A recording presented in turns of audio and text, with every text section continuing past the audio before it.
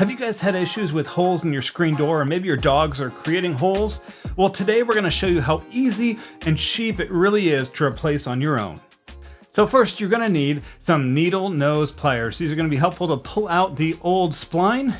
Next, you're going to need some shears to be able to cut the new screen. Metal shears if you're using aluminum like we are today. Then you're going to need a spline tool to be able to push that spline into the little crevice, as well as the spline itself. Make sure to get the right size for your screen. It should list it on the package. And then in this case, the screen itself. We have some aluminum screen that has a black coating on it, so it looks like normal screen even though it is metal. So it should be perfect for this case. To get started here, go ahead and open your screen door, and once it's opened and kind of locked open, you're going to want to find the splice of the spline, or basically where a little part of it sticks out. Basically where the screen cuts into the door, you're going to find a little thing like kind of hanging out, and that's what you're going to yank out to separate the spline out. And that's what holds that screen in. In this case, it was in the bottom left, and it's probably going to be in the bottom left or bottom right because it's the least noticeable. So you're going to get a hold of that and pull it, and then you're going to just pull all around. It's on all four sides, and once that's out, your screen should pop out super easily out of the door.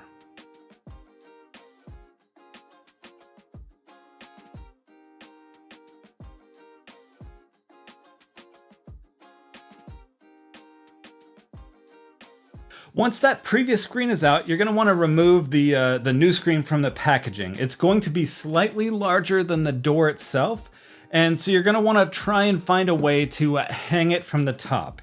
I, as you can tell, tried numerous different methods here, from tape to screwing it into the door, and none of it worked. So if you have a second person who can help, I would highly recommend that can hold it up while you start putting that spline in, because it took me forever to get it done myself with just me. But either way, no matter what, whether you get someone to hold it or you find a way to put it up, all you're going to do is line up that spline that you have, that about 100 foot or 25 feet worth, whatever package you got, hold it up to that indentation around where your screen is going to be. Then you're going to find the kind of like a U-shaped portion of that spline tool that's kind of shaped like this, because there's going to be one that's an upside down U. You want the one that's like a U, so it'll push that spline in. And then you kind of line it up and you just push it in. And once you get that first part in, it'll kind of hold it in place. And so it'll be so much easier for the rest of the door, as you can see here. Now all I have to do is hold up the one side while I use the spline tool to push the rest of the spline into the rest of the door. So I found it best to use a back and forth motion to push that spline into that crevice. That way you make sure you can get all of the little parts that may stick out or have a little bit more pressure, so it pushes out a little bit. If you use that back and forth motion, it'll make sure to get all of the little pieces in just nice and tight.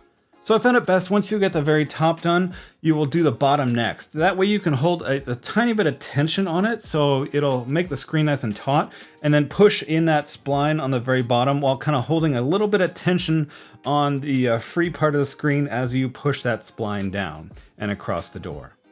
And then the next part is simply going to be doing the other two sides. At this point, it should be pretty easy.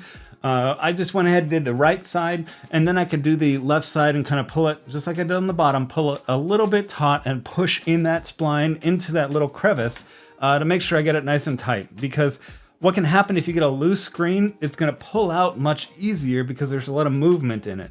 You want it as tight as possible. Even a metal screen like this one here will be able to pull up nice and taut so it gets as strong as possible.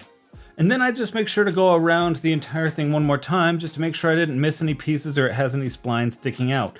But that's pretty much it for the majority of it. The one thing that I didn't show you in the video, because I had to go out and get more of them, is razor blades. So make sure you have some of those and some sort of tool to put them in, because what you're going to use is those razor blades in the tool to cut along that spline, basically right up against the spline, to get the excess screen off. It's pretty simple. You'll kind of see what I mean, is that you just put the razor blade up against the inside corner of the door, right up against the spline, and just cut nice and down evenly and with some firm pressure, and that'll get rid of all the excess screen that you have that's left over. So that is pretty much it. It actually is really easy. The screen itself was probably about $20 or so. The tool was $4 or $5. The spline was about the same. So it was, in the end, it was about a $30 fix to replace the screen and the screen door. If you have pets, I highly recommend the aluminum or the stainless steel option with the color coating, just to make sure it stays as long as possible.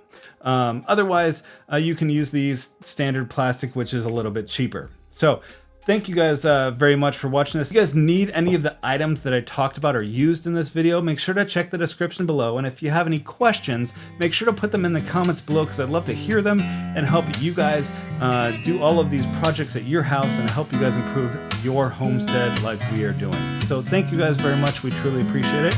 And we'll talk to you next time.